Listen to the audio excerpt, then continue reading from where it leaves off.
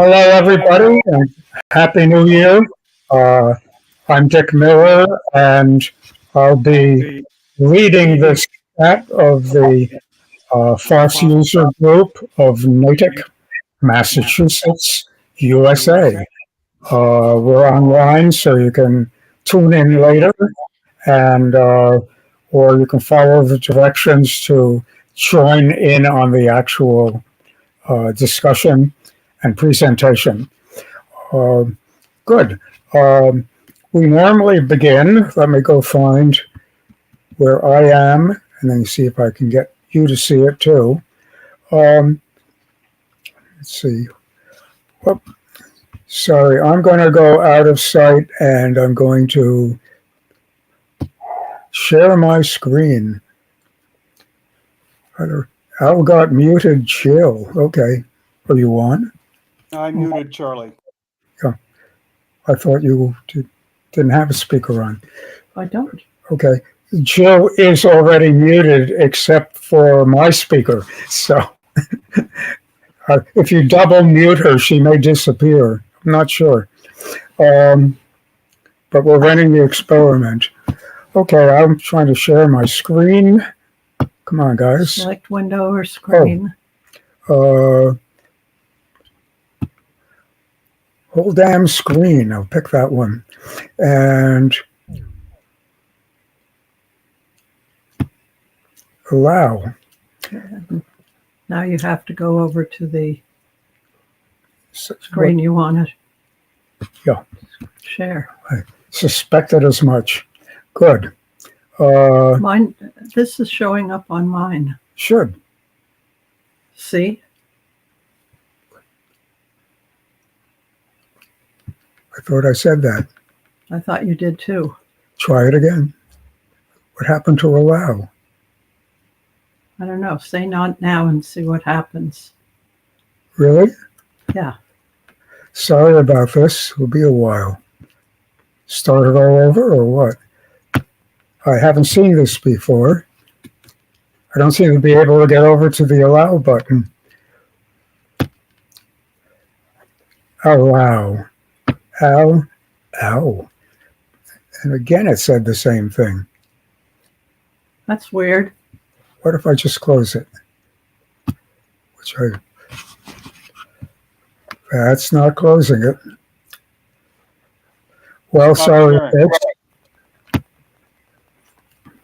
This has to do with our big internet connection. Now go over to... Here.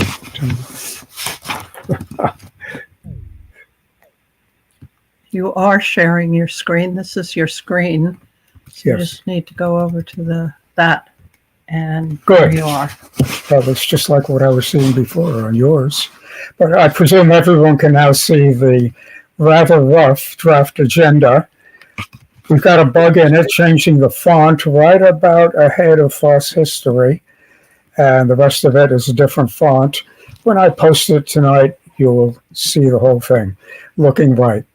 But for now, I think we'll skip the introductory slide talk, other than to say that you can click it later for friends or whatever, and it will tell you why Linux in general is safer, maybe smaller, maybe better able to run on older equipment at a better speed, and why you can get the very best stuff for free by using it.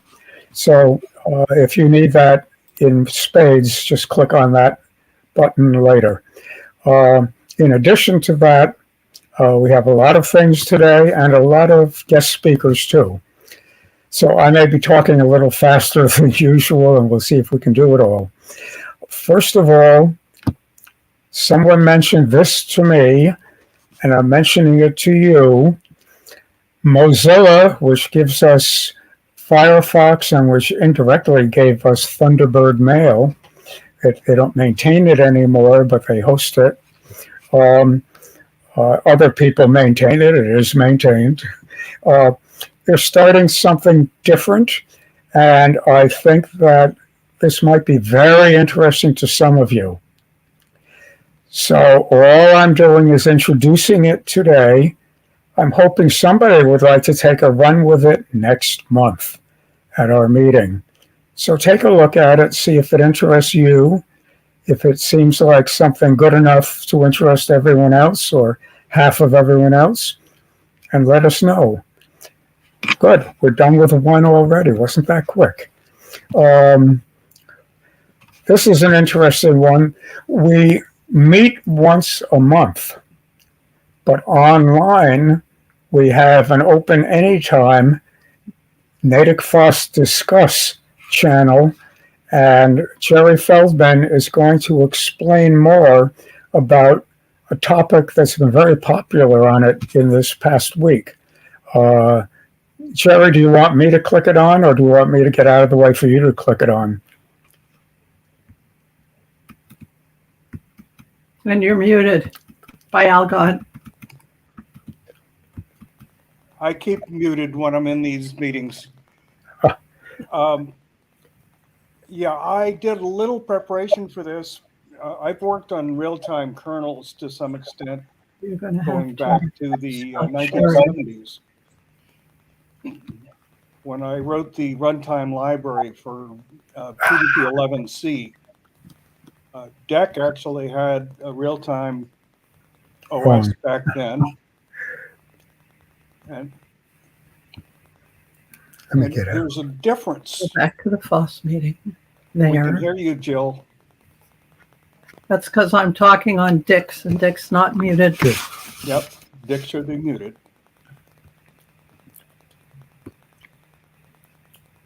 And basically,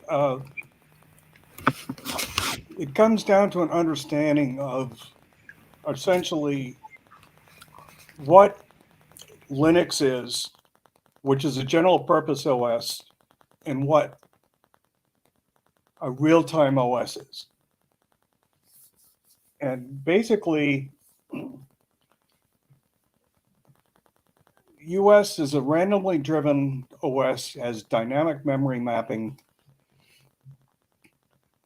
But what it doesn't guarantee is that a device can get control when it needs to. A real-time OS is deterministic. It has very predictable response times and has a preemptive kernel.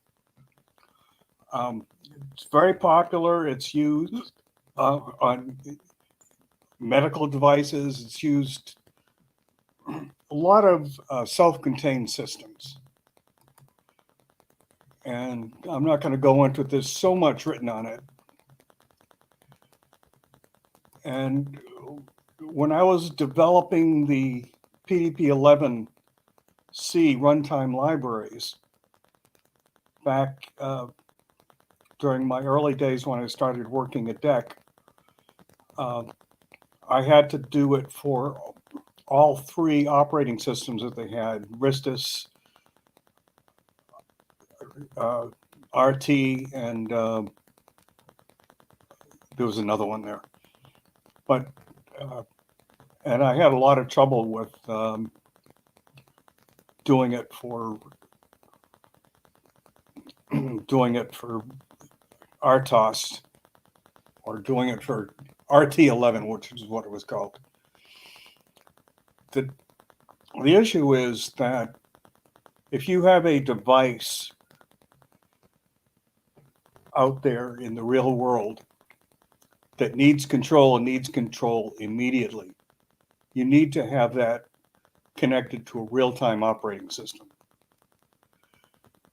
Because an operating system like Linux may not be able to handle it in real time.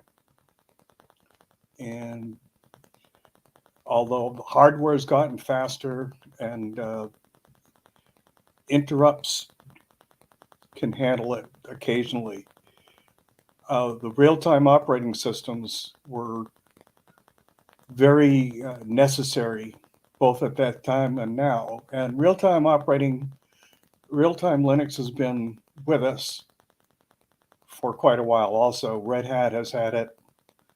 And I don't think it's really news that Ubuntu has been looking for the real-time OS uh, quite a while ago too. So I was kind of surprised at that announcement that they didn't already have it. But there's a fundamental difference. And so, but there is definitely a real need for Linux to operate in real-time mode in certain settings. Yes, Algot. So it sounds like the real-time kernel really doesn't benefit someone like me using a laptop to do internet searching and general computing, because the purpose that I'm putting it to doesn't require instantaneous response. That's correct. So Your general purpose OS, your laptop, doesn't need a real-time operating system. And Yeah, in fact, if you're doing something like gaming, if the game seizes control of the operating system in a real-time OS, it may freeze out your desktop, and that won't even function anymore. Yep.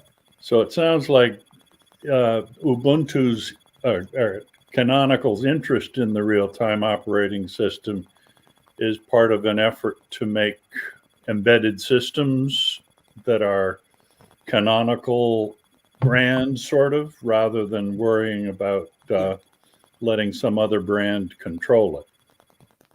Yeah. And again, the real-time Linux has been around for at least 10 years. So it's just more that I think Red Hat is Canonical is just putting a little bit more emphasis on it. One thing to keep in mind, though, is that even though you don't need real time, a lot of the real time Linux enhancements have gone into the general purpose kernel because the ability for it not to have high latency helps everyone. Because when you click on something, you expect it to respond quickly. And so that has been slowly going into the kernel anyways. Yeah, they're always, I don't want to have to start talking about interrupts and all that kind of stuff. See, I tend, when I talk about that, I tend to get very technical. And one of the real troubles I had was encoding time T on all the time functions on RTOS on PDP-11 RT versus two general purposes OSs I was working with, is that, you know, the timers were totally different. And that's because of the nature of the device. I didn't know the difference between an RT and a general purpose OS at the time,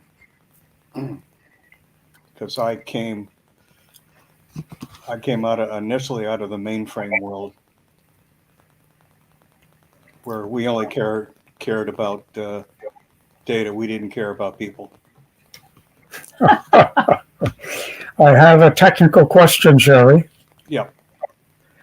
Do you use a real-time system or the normal one in the drone behind you? That's not a drone. How many drones does it have in it? That is a real helicopter with a real turbo shaft engine. It saw time in Vietnam, and at some point in Vietnam, I did fly that aircraft. That is, the aircraft has been rebuilt recently, reconstructed. Folks, don't mess with Jerry Feldman. Okay, thank you very much. Let's see if this is working on all.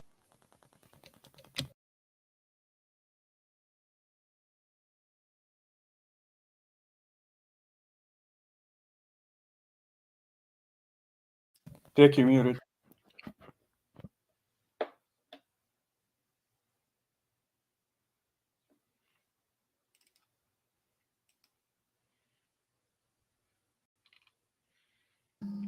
A moment ago.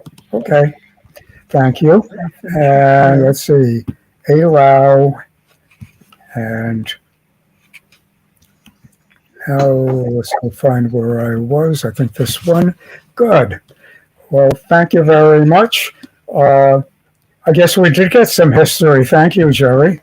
Not sure it was FOSS history. On to hot soft.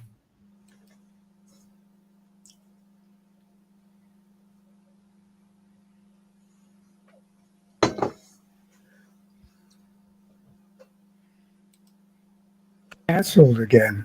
I didn't do it, I tell you. Now We try you need to again. share again. Is that working? No, you need to share again. Over here? Yes. This doesn't make sense to me. Yes, of course, allow it. Select the screen. Yeah, but why is it turning off my other settings? Wow. Now we go down here and give me a screen, maybe? Oh, no, No? no, you alt Seemed to tab. help. Yes, but you want to be on your, Yes, but at least now it is working. Now we try this. because Madness. you don't turn on your,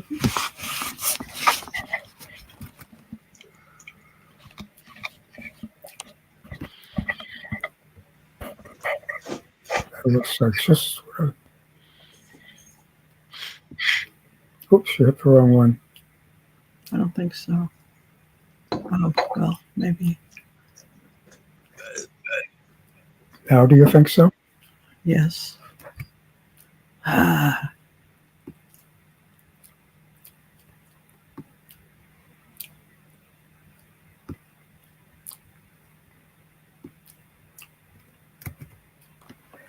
yes. That was simple. Good. Thank you. No, except you hit the wrong one again. Oh, So simple, only a child can do it. Okay. So I particularly track the Ubuntu flavor of the Debian trunk of Linux. And in the Ubuntu flavor, I like a particular look on the front screen, and I get it all in one by using Ubuntu Unity. It's now possible to use Ubuntu and in it to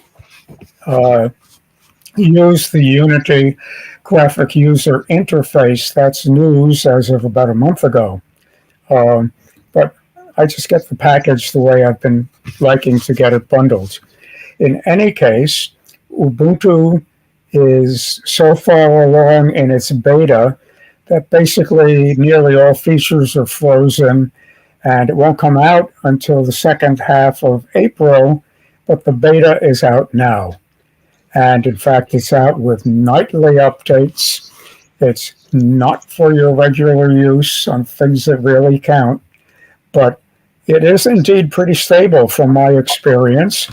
And almost as soon as it came out, Ubuntu Unity tracked with the same level of beta, and they'll be keeping neck and neck within a day or two all along. So you can update each of these every morning, and we could take a look at it. I may come back to take a look. I'm currently running an Ubuntu Unity 22.10 from October, and they have these major upgrades twice a year. Once every 2 years, They have what they call a long-term support version. It gets supported for many more years after. If that's valuable to you, now you know. And you're not interested in this at all, you're going to wait for 24.04, which will be the long-term support next update. Meanwhile, for those of us who do want to try the newer things, this is for the adventurers, but it's been working fine for me. We'll play with it if we have time. I'm betting we won't today. The Linux kernel 6.1 is now available for Ubuntu, but it's not on it. It's coming with a late version 5. So you can play with it again if you're a hero, and we'll all be playing with it soon. I expect by the release of 2304 in a couple of months. Adding custom keyboard shortcuts. I would like to show you this. I've shown you before that I like to use the Variety app to run a slideshow as my background image. So let's go over and see if I have a background image. Right about there. And yes, indeed, I have one, and it's in slideshow mode. Now, anytime I wanted to stop one or to go back to 1.3 before and talk about it, it wasn't easy. I had to go up to its icon up here, which is showing what it's showing right now. It just changed. It'll change again when the main one changes, or vice versa. And but it's also the app icon, so I can open it and do things like preferences, stuff like that. It's kind of awkward. I've been meaning for a long time to make it easier. So, for instance, that's a real pretty one. And it just got away. What will I do? Well, the first thing I'll do is pause right there, so it won't go on to new ones. Hey, I said pause. Sure, it's going to listen to me today.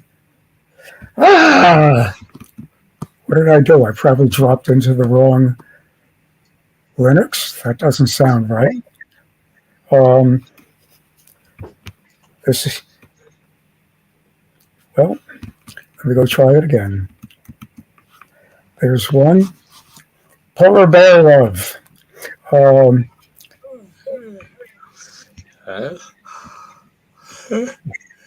I have no idea, folks. And then I should be able to go back. These are disabled. Oh, you did go back. I saw the polar bears again. Well, let's try. They can come up randomly anytime they want. But, oh, yes, here we go. Finally, it kicked in. But the pause, is that kicking in? Let's see, was this a way? It's just slow because This, I went right past it, and I'm not seeing it again. I'll choose that one, which we were talking about. It's a nice image. I don't know. Might be a sticky key or something. I was not seeing this. More likely, it's something we just shuffled as we were putting together this group activity for our end of it. In any case, the program itself has preferences. And within the preferences, it has,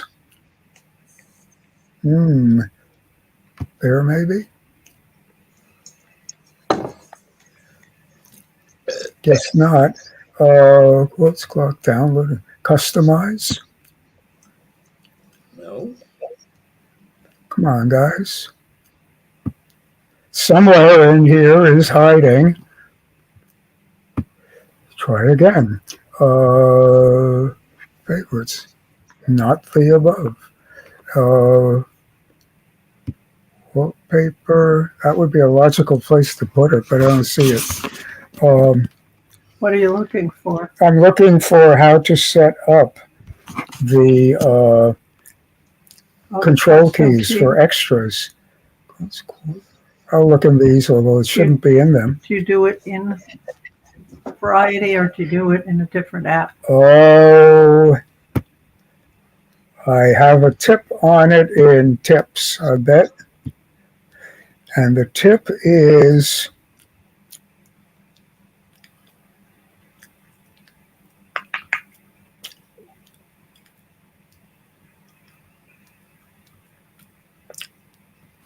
somewhere in here.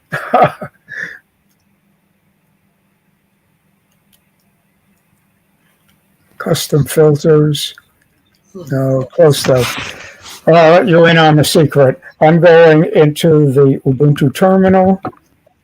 And in the terminal,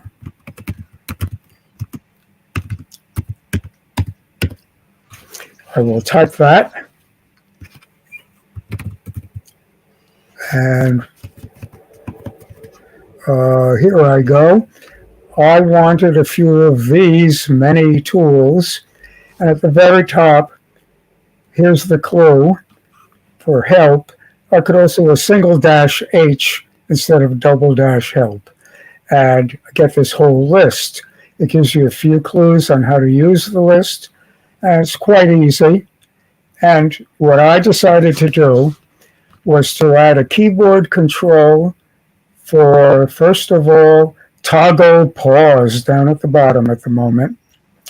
Pause it or resume the slideshow. That's the tool I wanted first. I decided to add it to the space bar. And I tried, and it complained to me. It said, we're going to need the space bar for other uses. So I switched to Control Space Bar, which for some reason wasn't working a moment ago. But anyway, that's what I've added it to. So that is on Control Space Bar. Then all I had to do was the dash dash next and the dash dash previous. I use them to my keyboard left arrow and right arrow keys. And it's very easy. It's very useful. It hasn't failed me yet in the week I've been playing with it, except for now. So as soon as I get out of all these extra modes, I'll probably have it back. Maybe something else wants control pause half the time or something like that. Interesting. I could, of course, switch it again if I see a need. Let's see. Here, I'll go back to about there. So that's one again. And let's see, for me, if I get out of that and back to, is there a cheap way for me here to get back to my combination screen? Not that. Well, I guess I'm in my combination screen. Okay. You want to go to the agenda? To the, yes, That's in Thunderbird. there's one now. Thank you. I am mixed between so many layers here. It might be an easier way than the way I've been using, but on my first day trying it, I'm not so sure. Okay, so that's one good trick. And Dennis Payne is going to, actually, Dennis, let me put you off for a minute only because I'm going to do something else interesting, and I think putting them together might be even more interesting. I'm going to start by talking about how many people know the word acymic. And by the way, Wikipedia assures me the proper pronunciation in English is acymic. I know it wasn't asemic, but I thought it was asemic. And the SI sound has me totally astonished. But here's some asemic writing. You're looking at some, strangely enough. And it's a wordless, open semantic, not semantic, guys, of writing. And here's the pronunciation. I want witnesses. S as in psi. And I as in, what about the I? Over here? No, this I. After the S. I think it's a combination. Oh, Yes, and fleece. fleece. Acemic. Acemic. No, no. That doesn't seem right. In any case, it's painting with text. It doesn't have to be words. It's art. It doesn't have to be English text. It's art. It doesn't have to be current text. It can be Phoenician. It doesn't have to be any known text at all. It can be Klingon. Let's see what this is about. You've got wonderful links in here to even more. There's an example of some. What I'm going for, it's got a flock of examples. That'll be about in here, I believe. That, to me, is an interesting example. That one caught my attention. It's sort of words, but they're not words we know. They're being used as art. Another example. I like it. Another example. I like it. And not only that, look at this one long line in here. Kind of neat. Can you say what it says? I don't know. It looks sort of Arabic. Maybe Arabic, maybe not. Maybe imitating that instead of imitating English. Notice the title the artist gave it. The Wheels of Transformation. Well, I liked this stuff. I sent this one over along with an article and the Wikipedia reference to Mike Cornelison. Mike is a fellow who develops Photox, which you know we use and like a lot. I said, wouldn't it be nice if Photox could add a little option to do this? It has a lot of options, and some of them aren't in it. It just taps into something out there, and poof, now it looks like it's in it. So I said, wouldn't that be nice? And I said, I don't know if there's any really good ones out there. Hang on a minute as I flip back. I said, but there's at least one online program where you can try it for yourself. I will type in, this is a test. And down near the bottom, it typed in, this is a test in its particular flavor for now. It's not a very flexible program.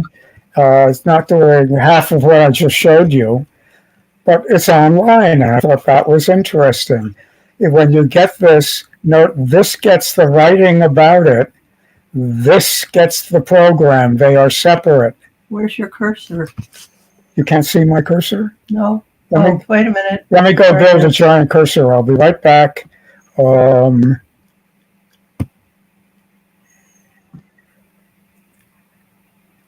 And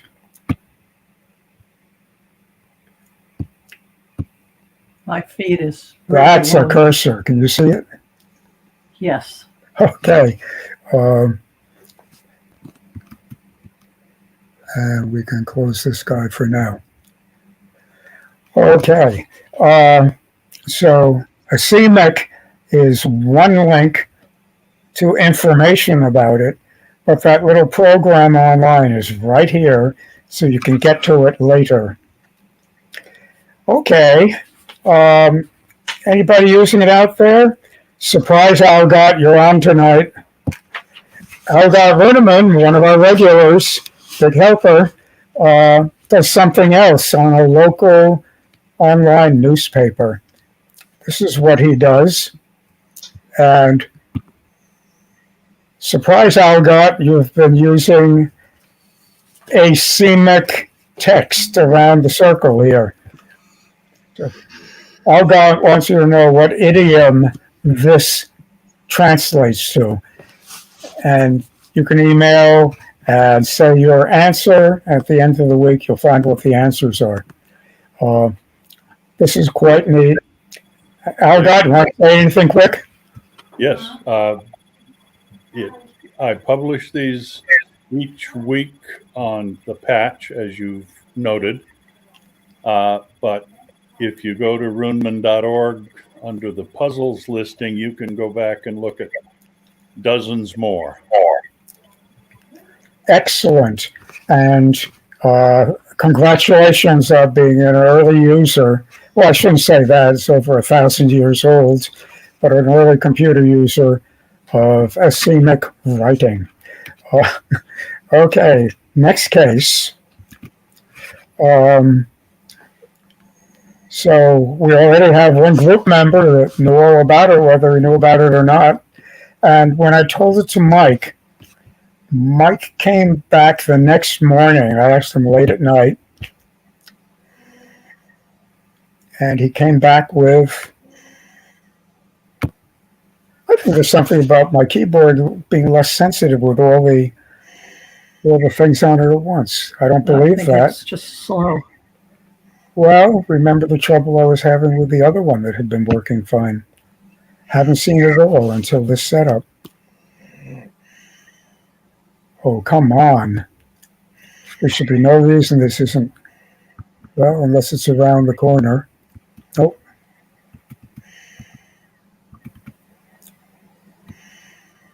Very strange. It's live, I tell you, live. Live now.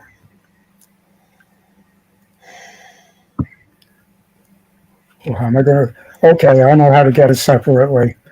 Bear with me while I go to my stuff and bring up Photox. There's one now. We wait a moment while Photox searches through my about 65,000 thumbnails and indexes all of them afresh in case something new got in. And now, go to Dick's Favorites. That'll have it, I think. It just popped out of the Yep, album. I went too far. One step too far. I hit something is what I did without meaning to. Down, boy. Better. And I would say it was about a month ago. And where am I? Not quite a month ago yet. And Al got mailed me back this. Mike, Mike Cornelison mailed me back this from his Photox, which he knows a lot better than anyone else knows, and I rather liked it. And what is its title? Well, look up top here, The Wheels of Transformation, remember? From when I showed you. So he kept the same name and did his version of it. And I liked it so much, I thought I'd really like to use it as wallpaper. This is my wallpaper, Photox version of Mike's asemic writing. I like it a lot. If you look close, you'll see a bunch of lines in there that look like text you don't know how to read because you just don't know that language. Lovely. Super good. And you can change the colors. You can do all kinds of things using Photox till it's the art form you wish you had. Love it. Mike says, just enjoy it yourself, or if you're sharing it, give him credit. And you've got the information for doing that. Good guy. Maybe next month, someone will show you how he did it.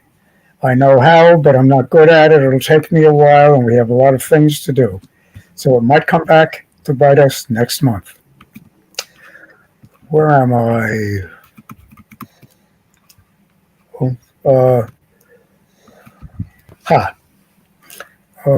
do you want to go back to Dennis? And now I thought we'd have Dennis do his thank you, Jill, yes, because Dennis, what, you like me to just get out of the way? Is that the best solution? Sure. Okay.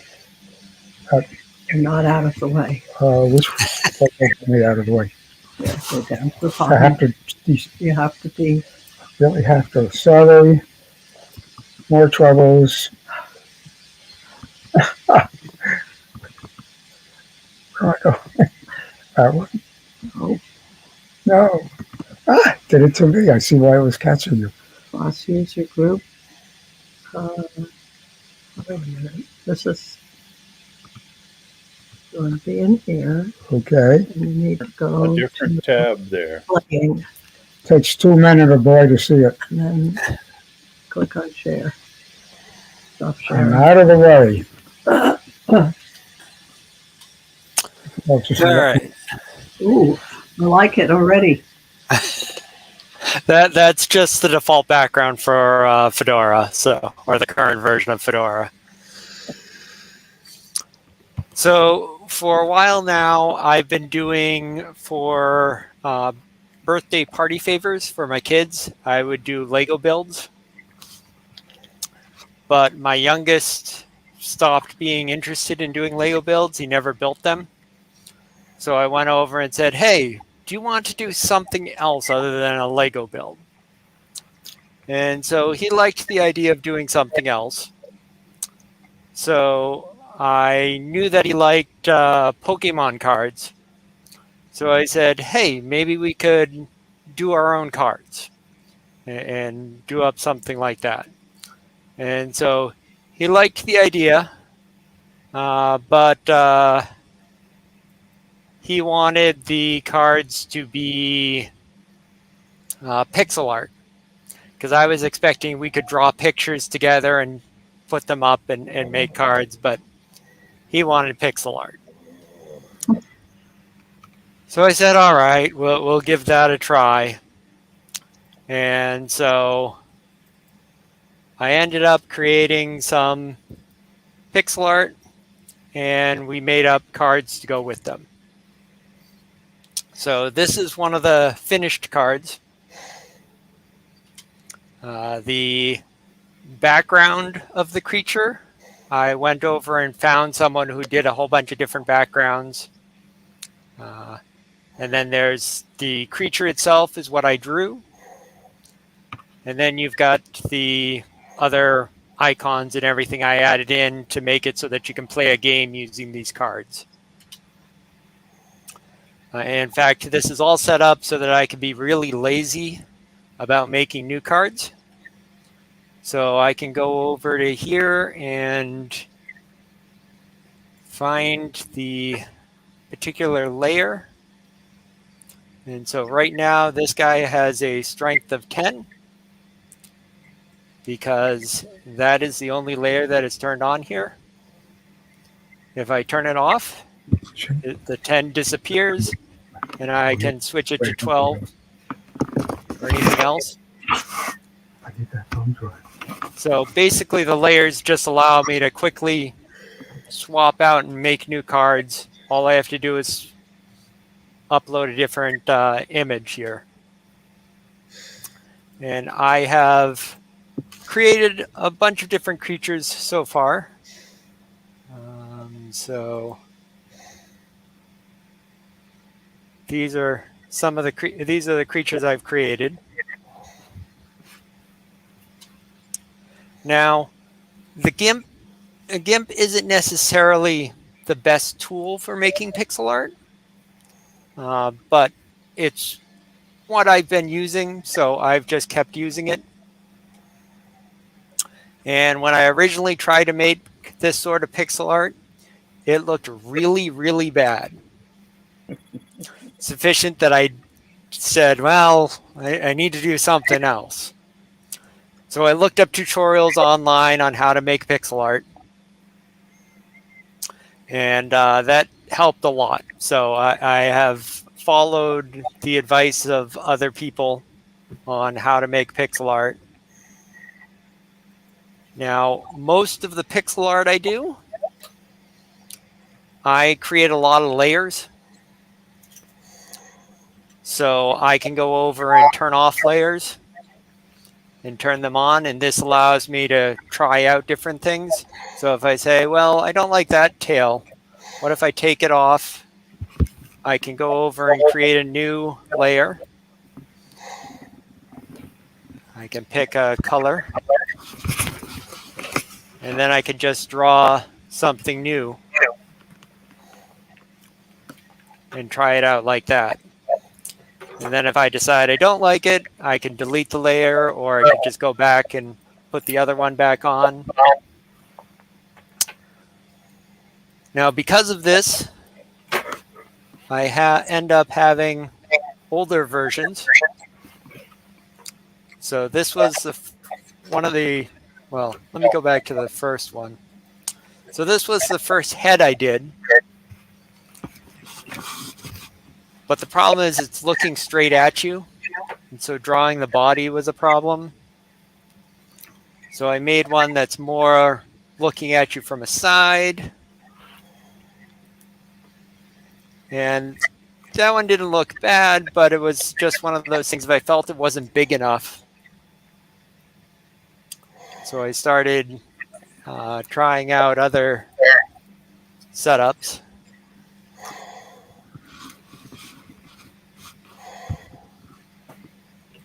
And so I ended up with this one here. Now, for using the GIMP, it has a lot of different options. I'm not using a lot of the functionality here. So I use pretty much the pencil for a lot of things. So I will just draw. I would just draw something. I also use flood fill a lot to fill in things. It has a lot of other functionality, but they're not necessarily as good for pixel art. Because for pixel art, you typically don't want a nice smooth color. So you want to have it that you can see the individual pixels. One of the things I did learn about doing pixel art is that they suggest, or one of the suggestions I found was that you should try to figure out the overall shape of the creature first. So right here is a skeletal rhino that I went and created. And so when I was creating this one, first thing I did was I just started off with just trying to do a outline, what it would look like as an outline. Now, this one, again, it doesn't have that looking at you point of view. So I ended up with this as the outline I liked. Now you see here it's a little faded. And that's because I turned the opacity down on it. And that's because I went over and drew over it with another layer. So I was drawing over it, so I wanted it to not be fully visible. But this was the general shape I was going for. I moved it over a little and expanded it a little. But you can see as I go through the different layers how it slowly builds up the creature.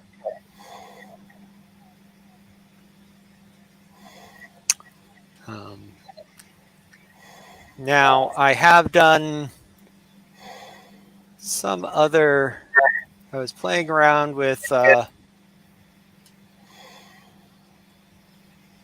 this creature here. Now here I was trying out something a little different.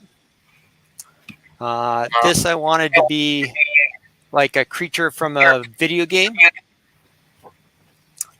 And so I wanted it to have scan lines like an old TV. So I went over and found some scan lines online that people have. It's a texture that you can put on and you can apply over this with a limited opacity. So right here, it's only set at 6.5. So if I turn it off, you'll see that it's all nice in one color of the purple, really. But this gives it what looks like scan lines from an old TV. I'm not sure I'm going to keep it that way or not. I was just playing around with it this time.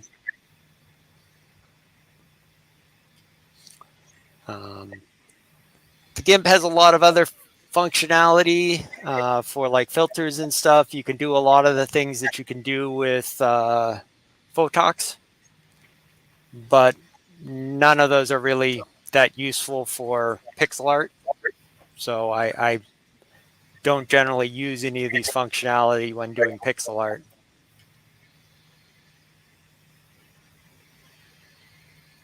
Any questions? I have a question. How soon will Mike Cornelison send back an example with Photox? Challenge sent.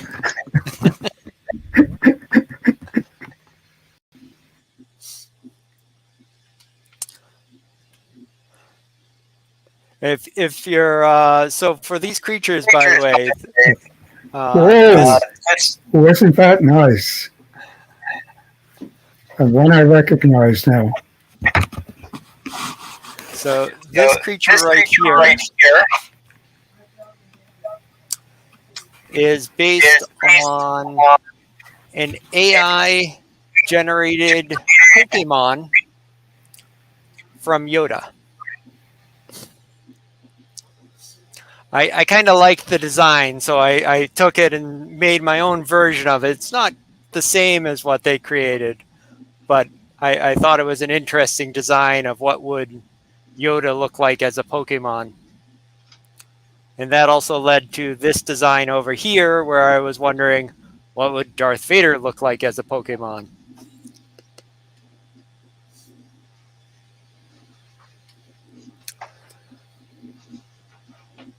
I will probably be having these some of the new creatures that I've created printed out for my son's next birthday party.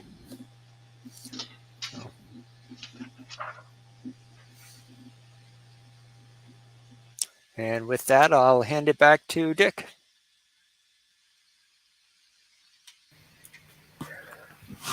Well, thank you. That was quite good. Now, let's see what we can do. Jill, why don't you do this part so I can look at the notes? Oh, good. Oh, I want to stay visible, actually, right now. oh, so you don't want to. Give me a full screen. Where'd I go? I've been stolen. Oh, it was me. It's just aimed at you. Not aimed at me. I I think don't know who this is. Is I that, didn't do it, I tell you. well, that should see me to see your screen. No, I'm going to cancel this. I don't want the screen at the moment. Okay. I want to wave things in front of people. Gloria is. So why are we stuck on Gloria?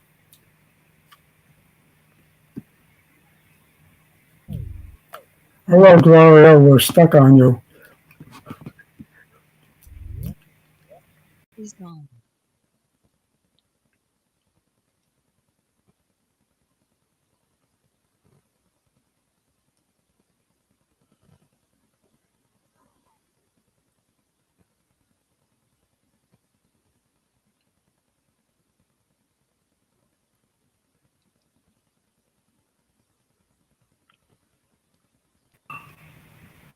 There we are. Yes. Yes. Once again, so simple, only a child can do it. And it says video from Dick Miller has been turned off to save bandwidth, so we can't see you. Good He's grief. fine now. I see Dick. I see me too, but that finally came around. Good. Jill's computer wasn't showing me till then. Okay, let's see. For my next act, ladies and gentlemen, I want to talk about thumb drives, the original solid-state drives, I guess. First of all, I think most of you know what a thumb drive looks like, right? And, oh, can I reverse my screen without, I'm not going to bother. It's not doing anything significant. This is a fairly standard thumb drive, except it doesn't have the usual cap. It got one step more advanced. It has a little slider on one side, and it allows me to slide the end out. And it's also, the slider snaps into place there and locks it out so I can shove it in, and it won't go back. It won't go back into its envelope when I push it in until I carefully, whoops, there, press and then slide it backward. A very nice little design for a thumb drive. This one, by the way, remember when they were 2 gigabytes and it seemed big? 128 gigabytes and very nice, very reliable. They don't all look like that. This one's one of those small collector's items, but an interesting one. Maybe I should have reversed it. From back when.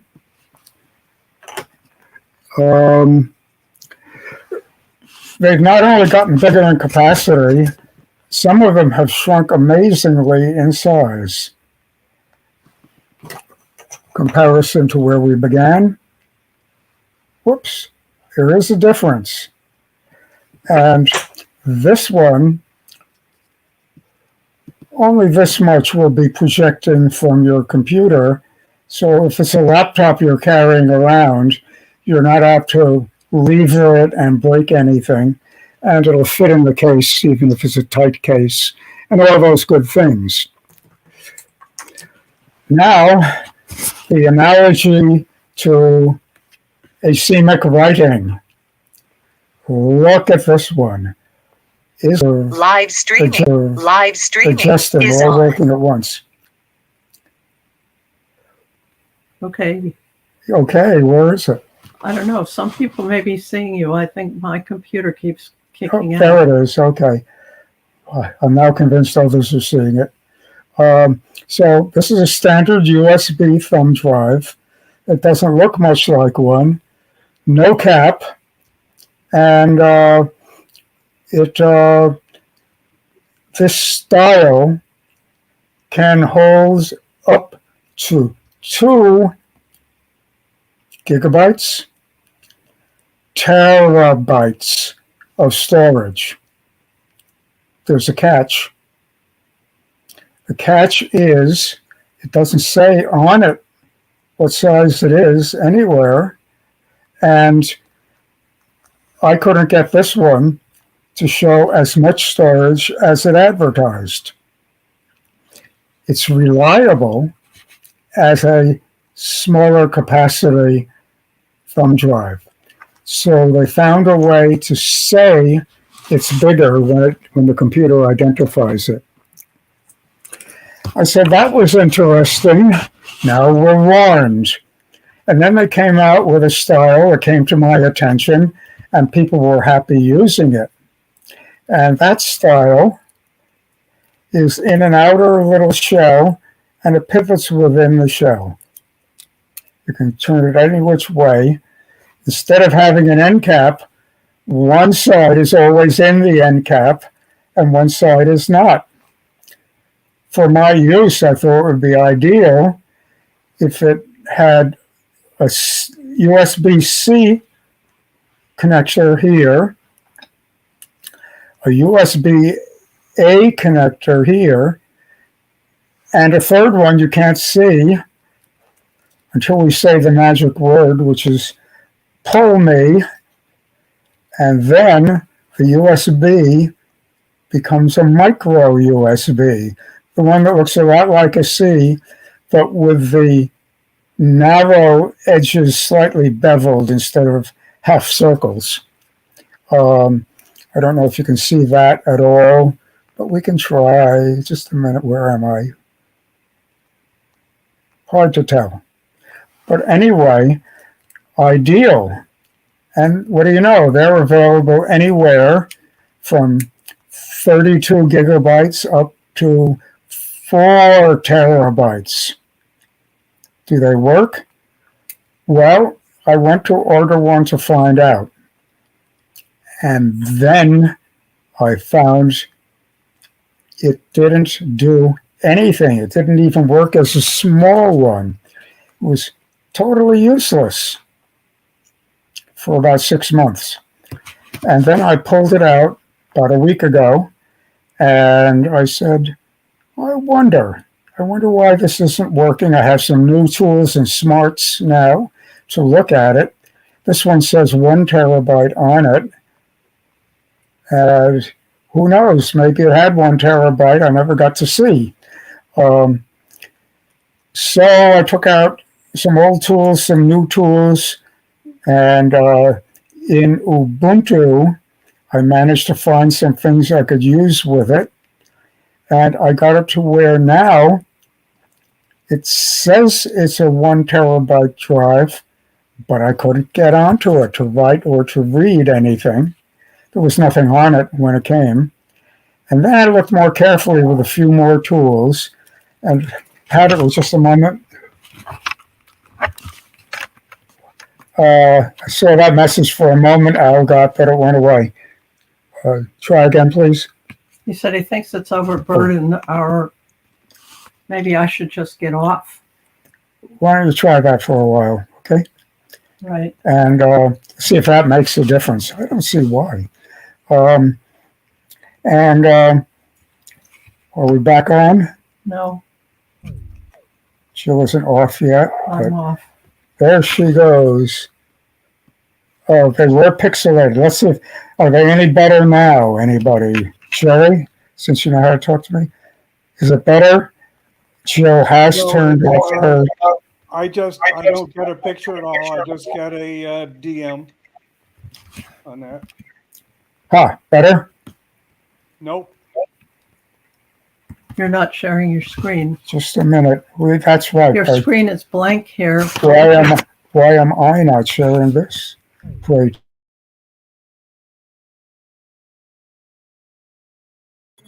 I wonder if Jill was the computer that was actually sharing.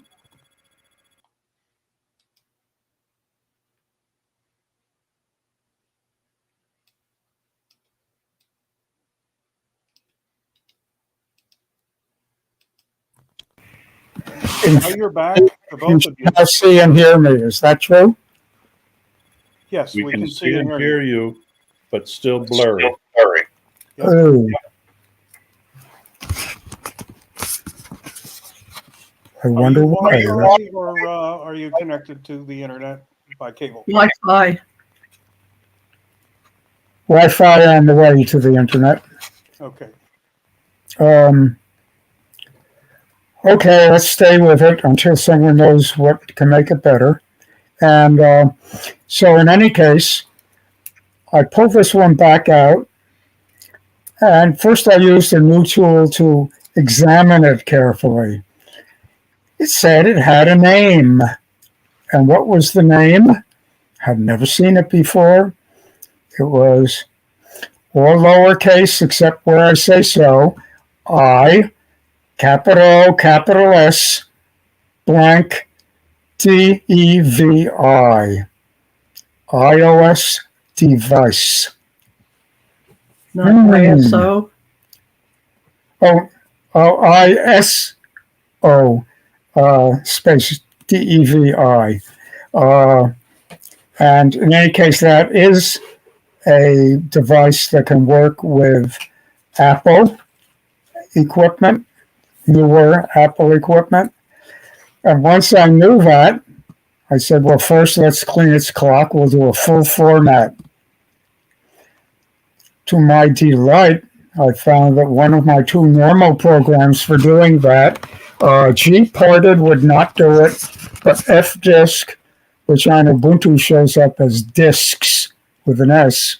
fdisk had no problem reformatting it, except for one thing. I figured I really wanted to do a solid reformat.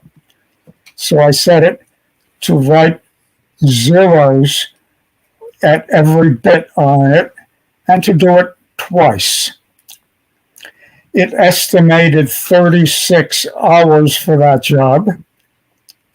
So I interrupted the job, put it on a computer we weren't using, and then did that. It got done in just under 1 day, faster than predicted. And there it was. I could see it. And I could see a terabyte as promised. I formatted it as, what was the first thing partitioned.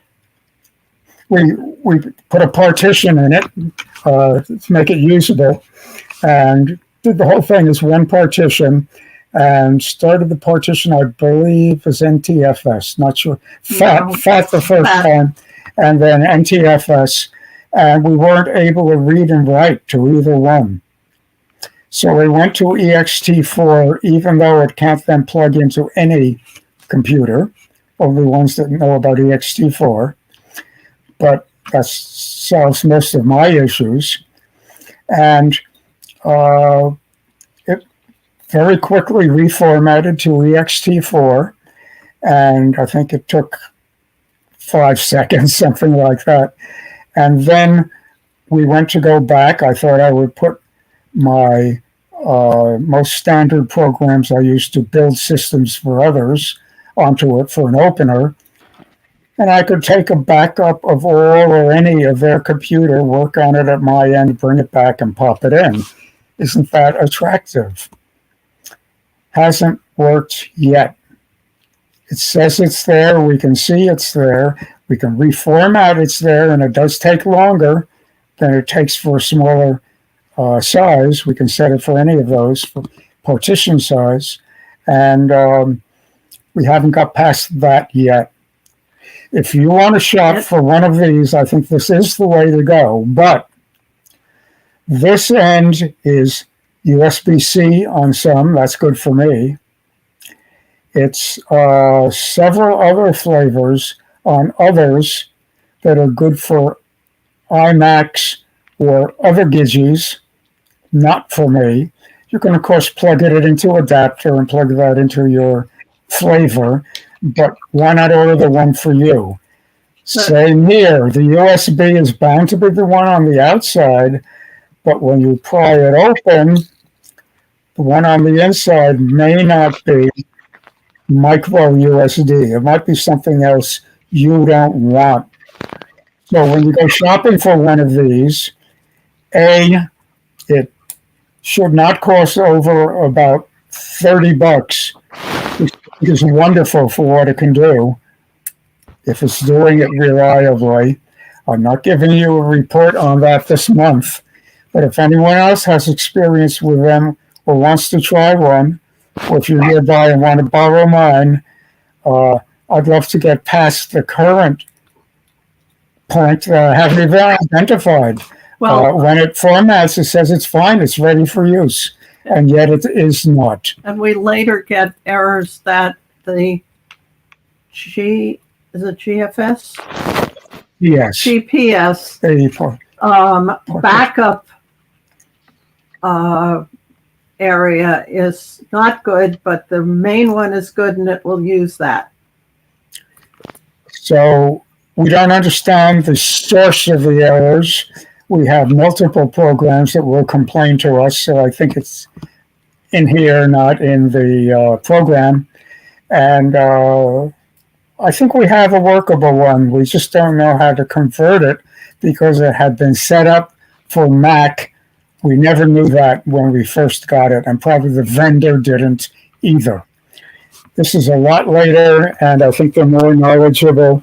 And tune in next month unless you're one of the heroes who will figure it out. Onward, back to the game. I hope that's showing. Well, It's I'm not. not on. No, no, Oh, no. right. Dick, I'm not on. You I have to share your screen. do I have to share again now? Yes. Hey, I actually had a 1 terabyte memory stick, and Yes. I put it in my car for my backup camera, closed the glove compartment, and it locked up my screen in the car. Ah! I had to drive all the way down to Tesla with no screen because of I couldn't use the screen to unlock my glove compartment. That was all it was. They took out the USB. You had to open the glove compartment from the back, took out the USB, and it was fine. Interesting. And that reminds me, I just saw an article. I think I'll add it in. She'll make a note under security. Um, there's a lot of very inexpensive new table TVs and a few wall-size TVs showing up now, surprisingly down in price. You can buy a tabletop TV for well under $100 new at the package stores. It turns out most of them are also transmitting back an image of you.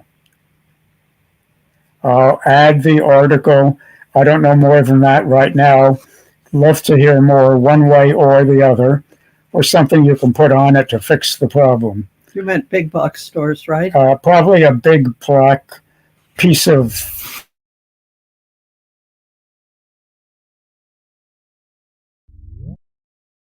is on. Dick, you went dead.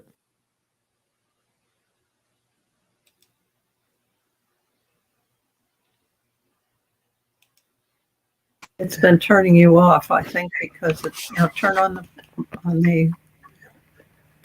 Can you hear me now? Hopefully. We can hear you now. Good. And can you see me now? We can No. see you now. They can see you, but not your share screen. Okay, now I'll try to share. Well, let me try, just in case. Don't look at my screen. Right. I'm not on Jitsi anymore. Did you see the yellow window or not? No. I'll take that as a no. So I'll go through the rigmarole again. Oh, Select, select, select. right. Entire screen. How'd it get separated? Never mind. I like it. Allow. And now you come up black. Do I? Are you seeing his agenda screen? No. No. Damn it. This is very frustrating. I Oh, suggest, it blanked itself out again. Why? yeah, but see what they're seeing is black. Oh, I can. Okay, I have a way to see what's going wrong. That'll help a little. Select entire screen.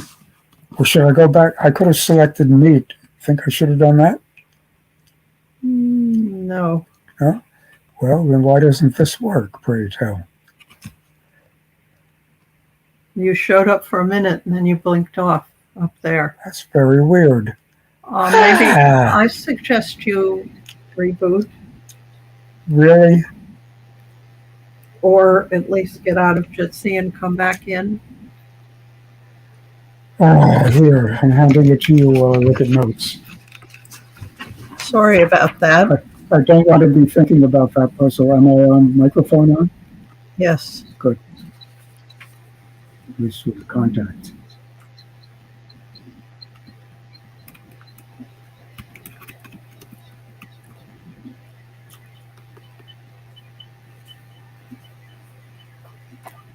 I'm just going to hang up.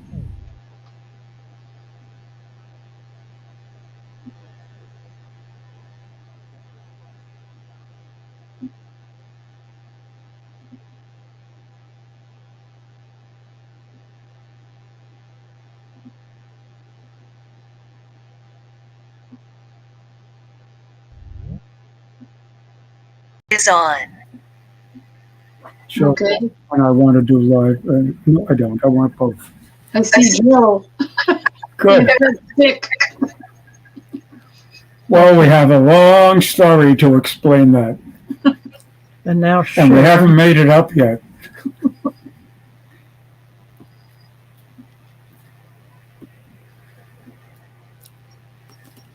Yes. And now.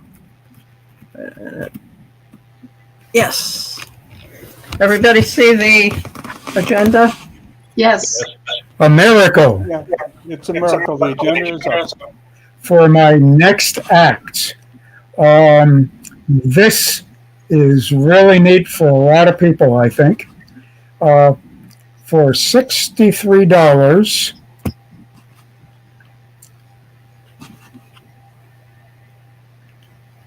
you too can buy this rather strange looking speaker. It's small.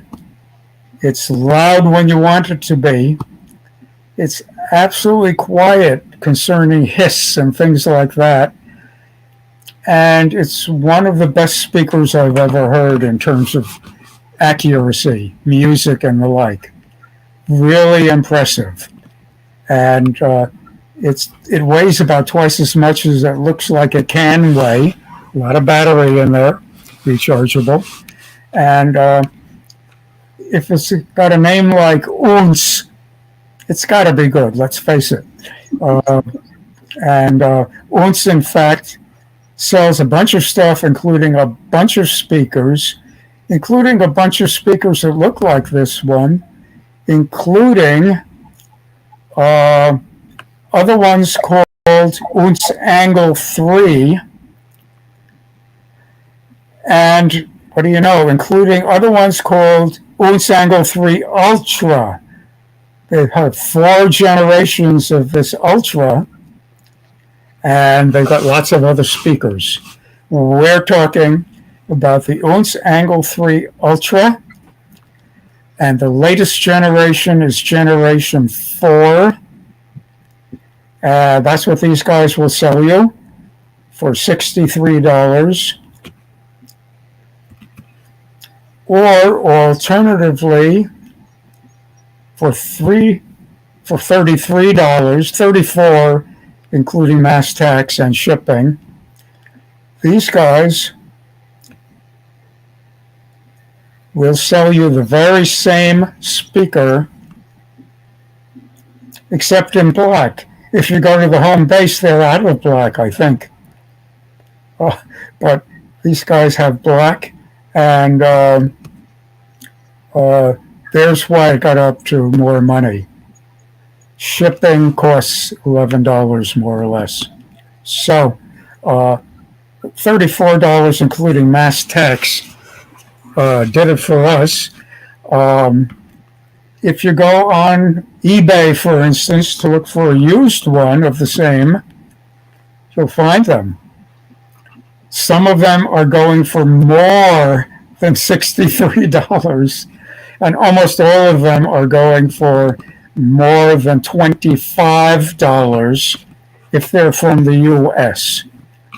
If you've got a month or so and want to wait, you can order them from China. And just like the thumb drives, a fraction of the cost. So you can go look for both, look for all. But this fellow is said to be reliable, and the one that we've got is just so good. And we bought it before we saw this online on a day when on eBay. They had a scratches but otherwise perfect used one for $16 delivered. We're going to get one of these new ones too to go with it.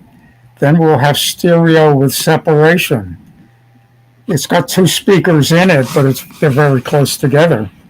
And there's also a free app you can download for your smartphone named Ounce, surprise, and not surprise, just Ounce. And you can look inside it, make adjustments of various kinds, and I don't think you'll need any of them, but it also allows you to look inside and see how much the battery is charged. You probably don't have to look too often because a full charge is good for about 20 hours. And you can just bring this thing to the beach.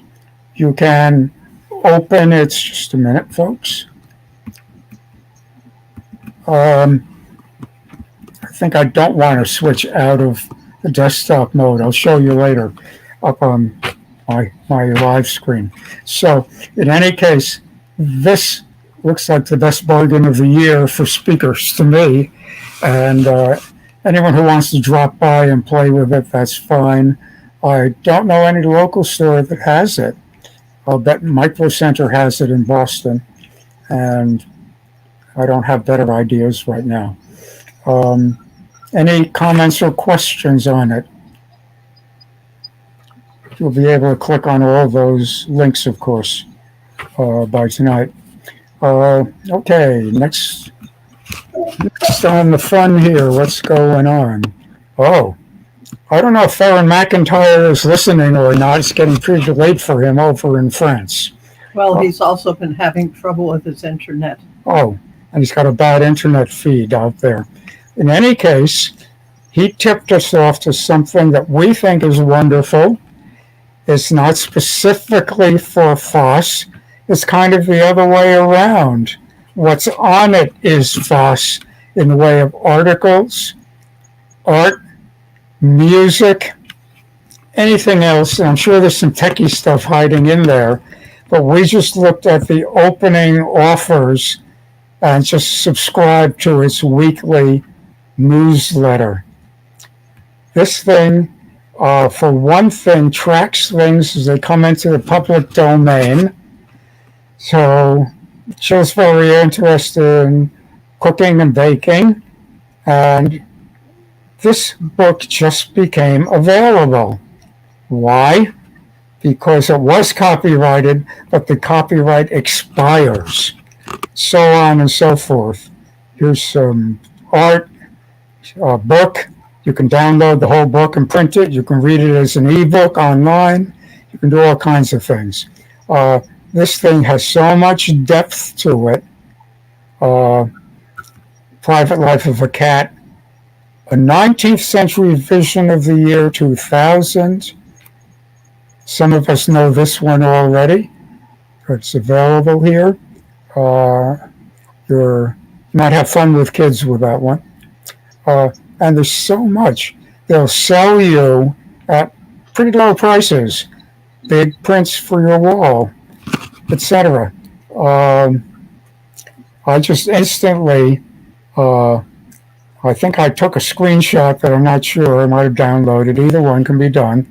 And made wallpaper out of one. And who knows, I might be able to find it. Feeling lucky. I think it was near there. Or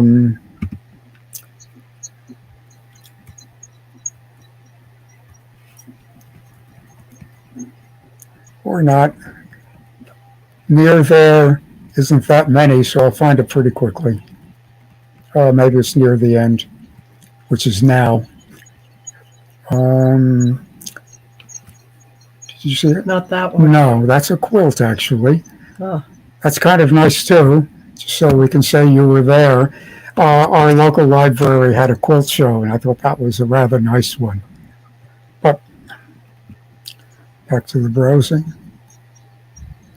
Is it this one? What did you see? Sure. No. It was from,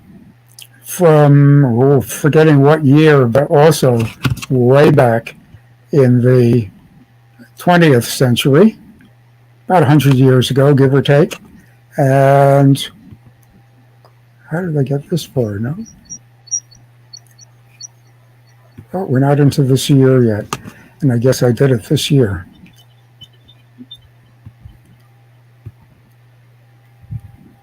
Come on, folks, we can do this.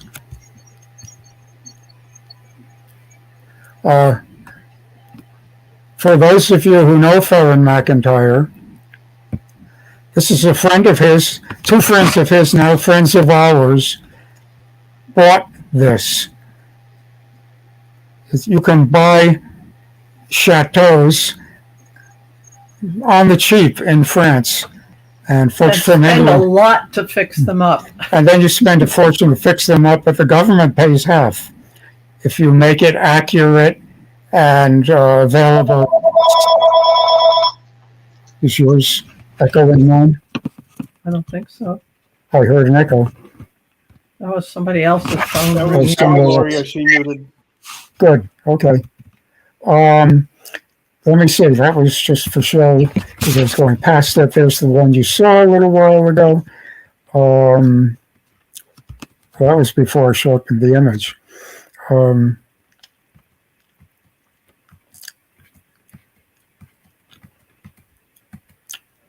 don't believe I went too far. Come on, guys. Columbian Exposition. Where? Chicago, Dayton, something like? I should be looking right at it, right about in here. That would have been Chicago, I think. Well, let me do a search. Gotta be in here, I tell you. No.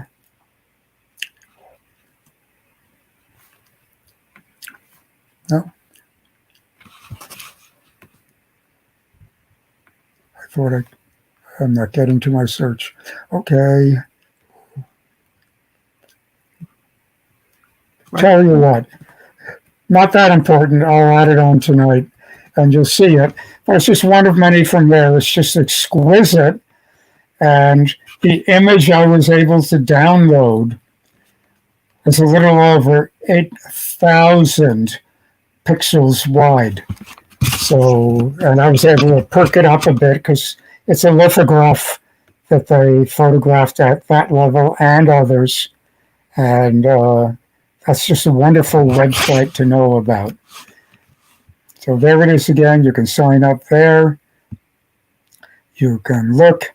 It's got essays, collections, just tons, and you can shop for things like those big prints.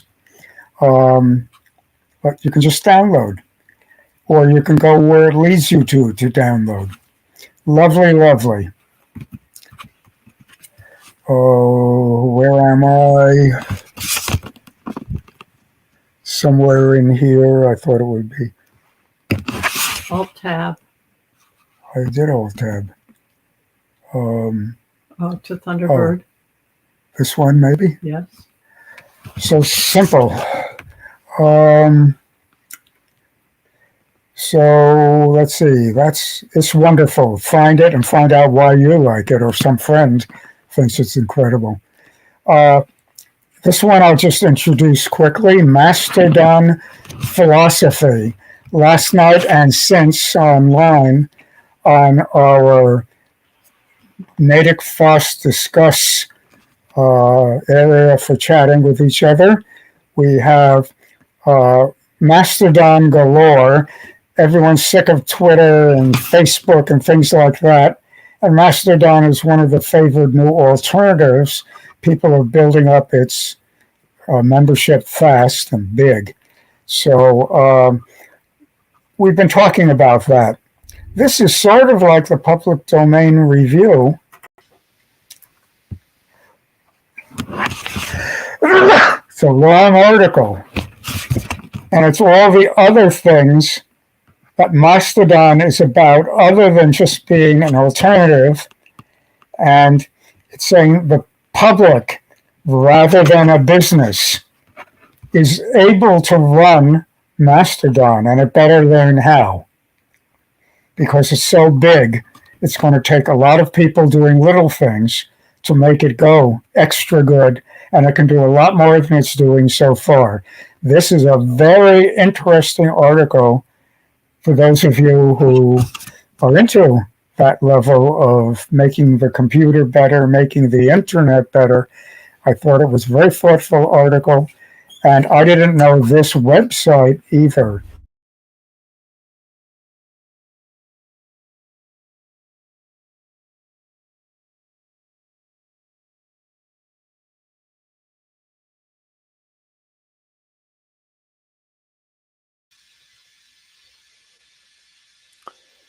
Dick, you're muted.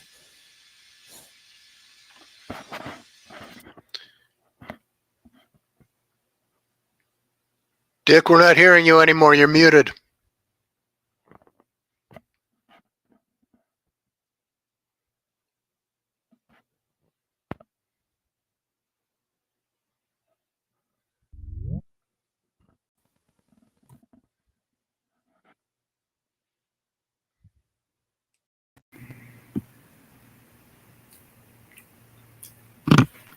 Okay, you should be back, but you're not sharing One, your two, screen. three. Hear me? Yes, we hear you. Hear you, but not sharing. And now I think, do you think I have to reset that all again? Yes. I need a macro for this. There is one, but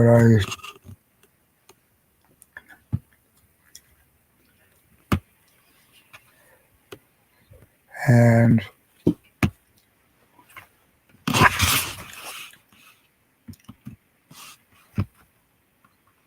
better yet,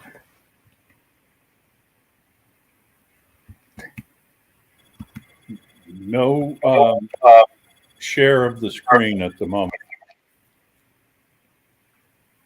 That's really weird. It keeps clicking him out of it. is my microphone working? Yes? Oh, good. And it looks like it is. Good. This, I know what I'll be doing tomorrow. Oh, I just learned some very nice joke word definitions. One of which someone mentioned earlier. I should remember it and tell you. But the other You're one, up, but it's really poor quality. the other word is tomorrow. And that word tomorrow is defined as a tool for doing what wasn't working today. You can use it over and over. Okay, let's see. Where am I? Who am I? Mastodon philosophy. Asemic writing. We did. Now that I learned it the other way, we've done the Photog support. This is another new glitch. Get fixed when we post. And under computer security and freedom, Twitter's latest hack is a big one. This is a problem. It got posted with details on January 5, so it's new. And it's a combination of 2 or 3 things, and it does a lot of damage. Here we go. 400 million records. That may include you. And 235 million have already shown up with names, but not all the data. So you can buy a copy of Joe's data if you want. And in any case, and isn't this nice? So everybody's in more jeopardy than they were before. Wait a minute. And that's the bottom line. This new problem came out, and it can affect us.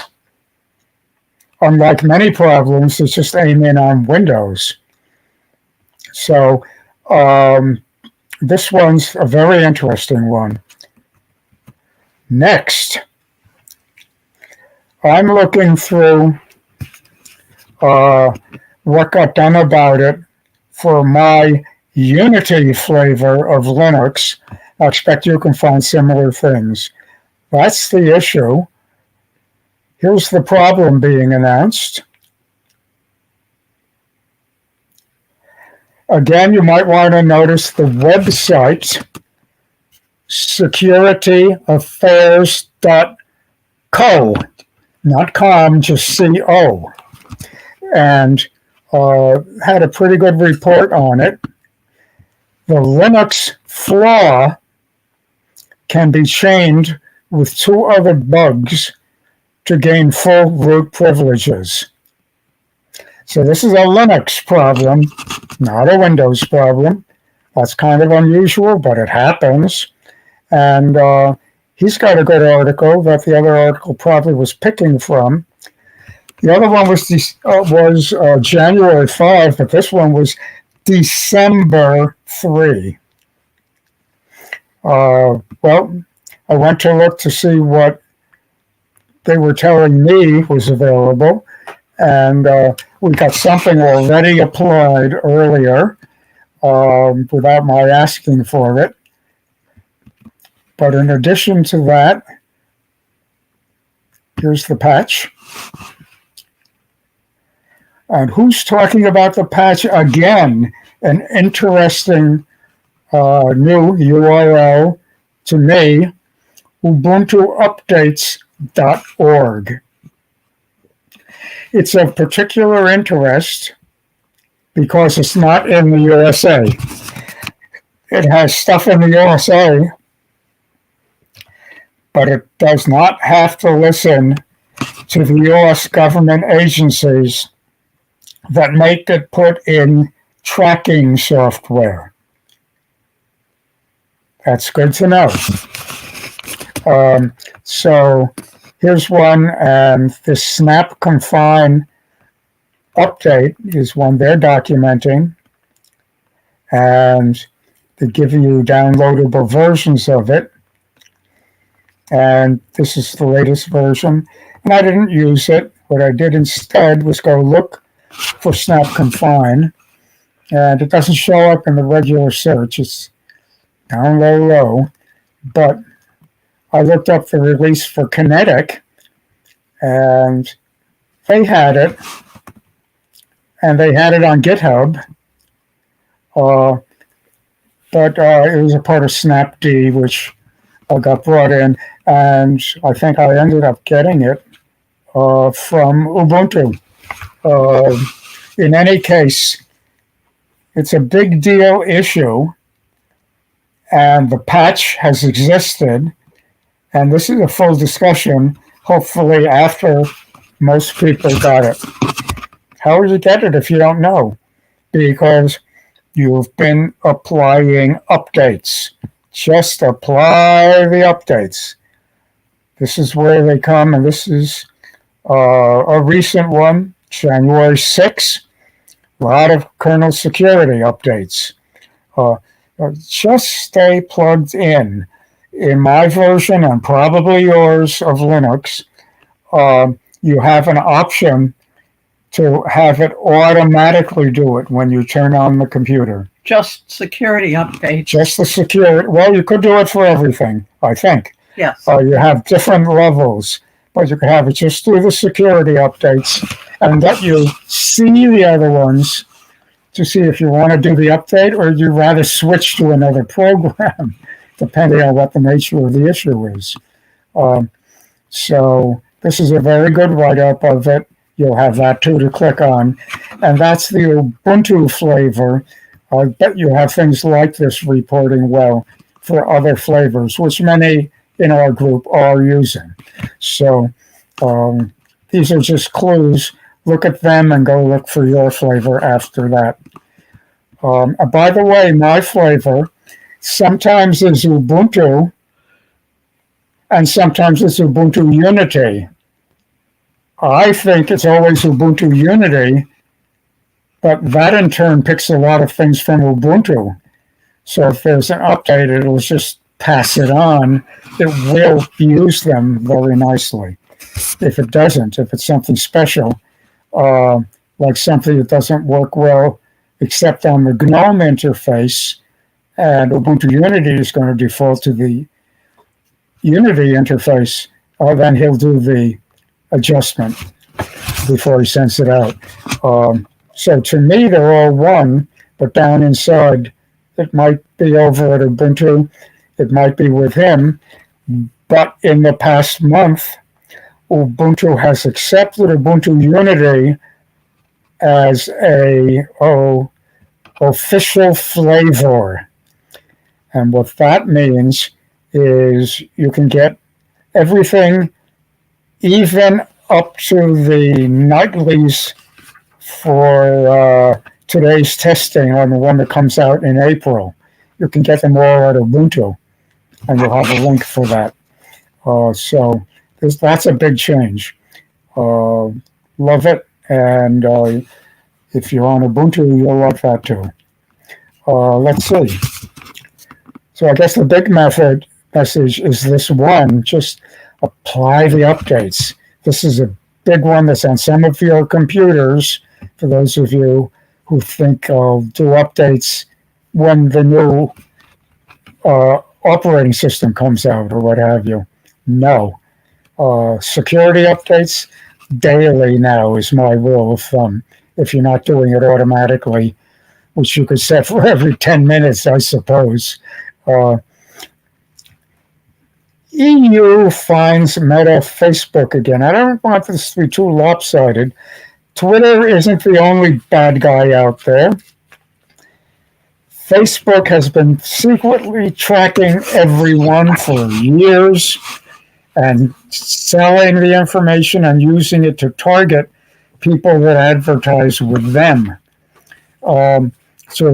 To target so you get ads that are the kind you're interested in because they watch what you look at and make notes about it. The European Union, which is a bunch of countries, I think almost 20 if I remember, works together on many topics, and they have said Facebook cannot track you unless you specifically give permission for that, because you just love getting ads of the right flavor. And we block the ads, so it's much more efficient.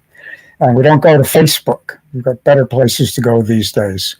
But the EU has fined Meta within the last month $414 million because Facebook said they'd stop. And what they did was they kept going unless you took some unusual steps to stop it. The deal was you were going to have to take unusual steps to start it. They wouldn't slip it in on you. And what they did was in the fine print on the user agreement, it says you agree. And in what you click, it doesn't say that you're doing it unless you go into the fine print and read, which maybe one person out of 100 does. It'll be an interesting challenge. So because they had it as the default still, unless you're a lawyer with very good eyesight and a lot of free time, that's the $414 million. That was apparently a compromise settlement, and I thought the EU comments are worth reading. This is affecting other groups too, because the word is out to other places that do that. They'll find other ways, but they're calling it a hardship because they can't track you to pick your best ads and sell that information to those advertisers. So it's getting interesting. The EU is doing the world a service. So is the state of California with some of its legal attacks on the same kinds of issues. We're all benefiting from that. So this is one item, but it's also the internet we're talking about, and that's what we're thinking about. This is a biggie for April, early April, and Science on State Street. If you live near here in Framingham at Framingham State University, basically all afternoon, including setup. And We'd like to have a booth. We'd like to run a table. I want at least 2 people at all times, and I want at least 4 people in the group. But if we had 6 or 10, we could take turns. There's lots of other interesting tables there, and we can take turns doing things and scanning all the other booths. It was really fun the last time we did it. I'll be wearing a mask, and I hope most other people will, but back to seeing people again upon occasion. And I believe it'll be outdoors if they can, indoors if it's not wonderful weather. Okay, I'll So- be there. Great. I'll put it in my calendar, and it's 5 minutes from my house right now. Well, each person, please email me individually. You'll be there, and I'll make a list. And I'm looking forward to this one. I don't think anyone who did it didn't enjoy doing it. And think about what you bring on your computer. That would be interesting and that you're good at. And beginner stuff is probably more appropriate than advanced stuff. I think for most of the people walking by, the question is, do they dare try Linux? So 1 or 2 experts would be nice. There'll be people there who are experts. And if we know what time slots you're in, we can tell people come back at this time, and so will be good for answering that. Sounds like we're going to have a good time. It's been fun, and you often get a free T-shirt. Oh, right. You're not showing it. Later when we're showing faces, I'll show that. Every time I switch, I regret it. So that's a big one, but just mentioning it now and picking it up on your copy of this tonight will do it. We've got some other donations. I thought this one seemed kind of appropriate for looking at, and it's from last summer. I'll keep it on for a moment while everyone enjoys. When I hear a lot of laughter, I'll move on.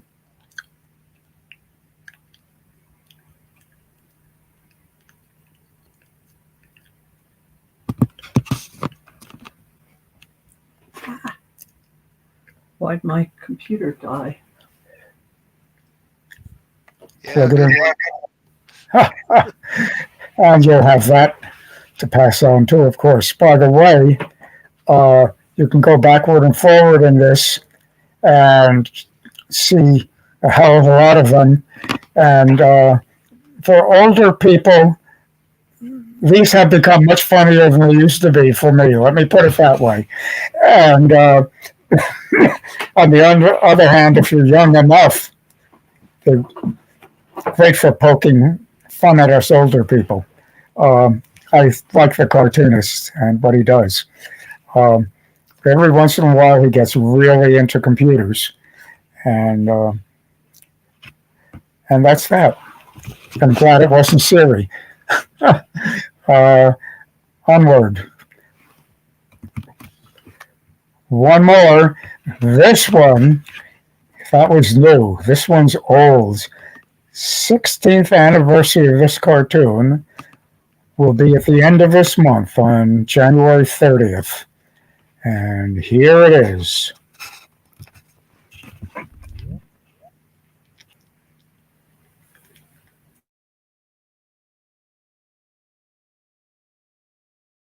We don't see it.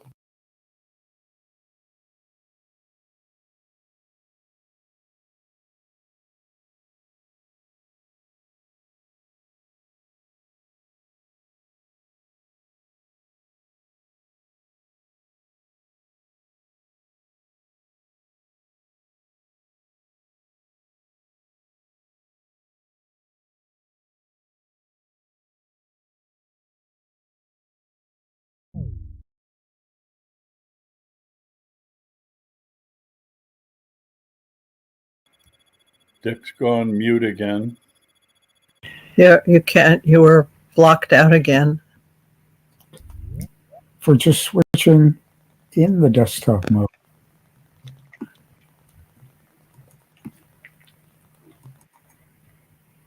Time to revisit that Jitsi operation.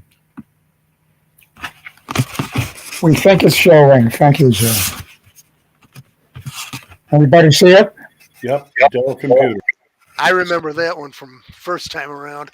Well, I remember it from earlier. I don't know if it was 16 years ago or not. But Donna Reynolds did something very clever here. I remember it. They were calling 911. Nope, they're calling tech support. Anyway, been there, done that, sort of. And I want to go back. I hope I get back so you see me. Here's where we find out. Yes. Can you see the yellow? Yes. Yes. Good. Oh, you're back on through the internet? Yeah. Let's see if that works for long. Dennis, are you there and ready to go? Huh. Yep. In which case, why the heck did I get back on, right? And after you're done, I'll get back on live so I can wave a few things at you. So, the company that produced a bunch of different video games, id, they went over and produced a game called Doom, which was really popular at the time, and they released the source code to it under GPL. Once it was no longer important enough to them because they were selling licenses to it, but they made a commitment to release the old versions. And so they released the version, this version of Doom, but only the source code to the program itself, not the content for the game. People have since taken the source code, they've updated it to be more modern, and they've gone over and in some cases made entirely new games out of it. So the one I'm going to demo is Batman Rogue City. It does not have an official license to Batman, so it is never going to be on, say, a Linux distribution, but it is available on the internet. So let me share the video.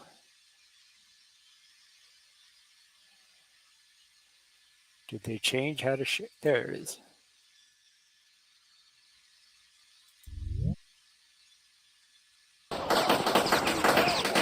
So this is a total version of Doom to make it a new Batman game that they've titled Batman City of Rogue City. I don't think you're So sharing. here we can start a new game. Now, are you sure? Is anyone seeing a first-person It's shooter? up now. So this total conversion replaces all the graphics and some of the gameplay. You can kick with your right click. You throw a bola with your left click. You can use E to open doors. Jump with the space. So now these are some batarangs that we pick up. You can swap between the various weapons you have. Each weapon has limited ammo other than, say, your fists. So you have to be careful about how you use it.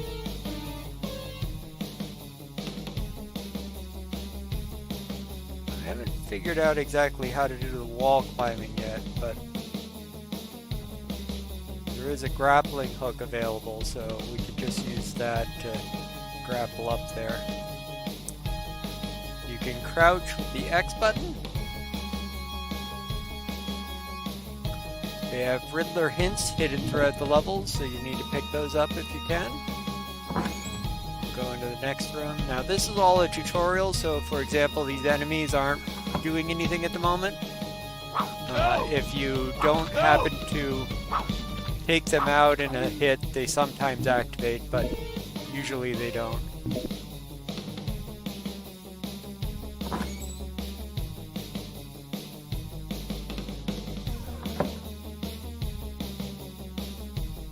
There are hostages you can free. Thank you. Now, as you can see, this tutorial level is very easy.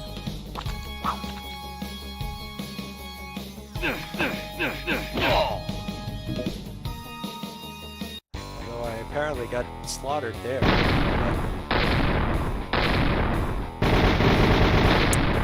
I am not necessarily very good at these type of games. Batman, Bane's mercenaries just stole a batch of explosives from the main shipping yard. They won't get far.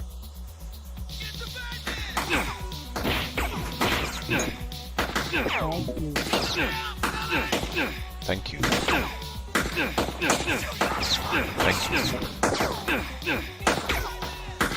You're making this way too easy, Batboy.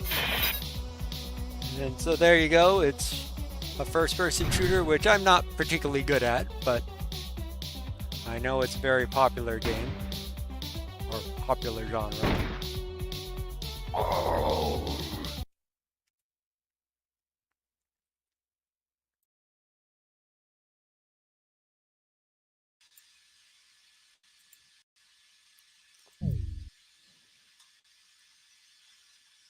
Okay, I'm going to take over Dick had some water and swallowed it the wrong way and he's coughing. So it turns out that the last thing is something that I was going to present anyway. So let me see if I can get my presentation up. Yes. Thank you, Dennis. So this is the junk mail presentation.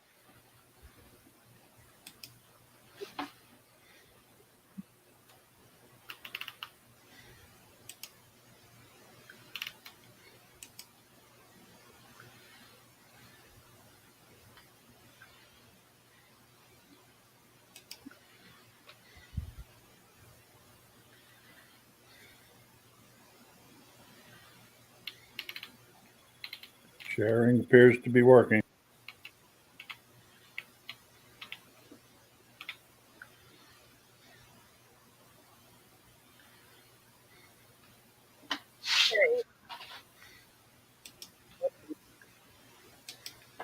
So obviously, things like this are pretty obviously, especially if you look at the spelling in the subject. P semicolon semicolon ACKAGDELLIVERY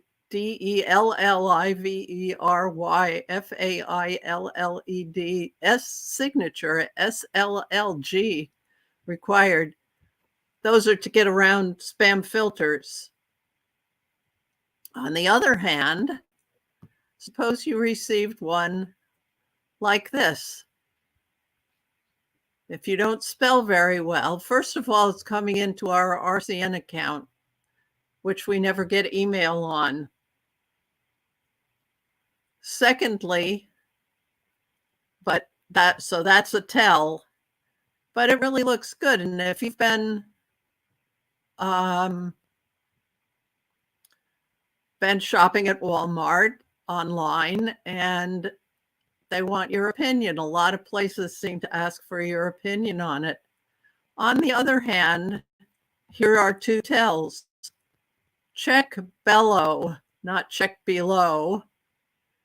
And secondly, where's it from? For no reply at patient-message.com. Now, why would Walmart be using such an odd email address? Obviously, a scam. Here's another one. This one looks pretty good. Terminix, stop pest getting in your home. Looks really good. They even have an unsubscribe here. But where's it from? Terminix.affiliate at QARITEC.beauty. And all of their links, if you'll look at the bottom of the screen, go to QRITEC.beauty. So that's the tell on that one. All of these things, everything, they've really done a good job other than having a address .beauty.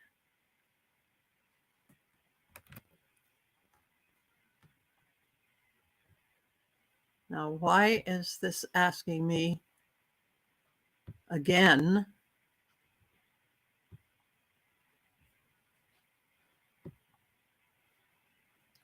So that's it. I hope Dick is feeling okay now. I think we covered everything except a special cursor theme that he missed, but I will take care of that. Hope you all have a good month. And Thank you, Joe. Thank you. See take you care. next Stay month. safe, etc., etc. Thank you. See you in the NatickFOSS Discuss group. Bye-bye. Thank you, Jill. Thank you, Dick. Thank you, everyone. Thank you. Yep, thank you.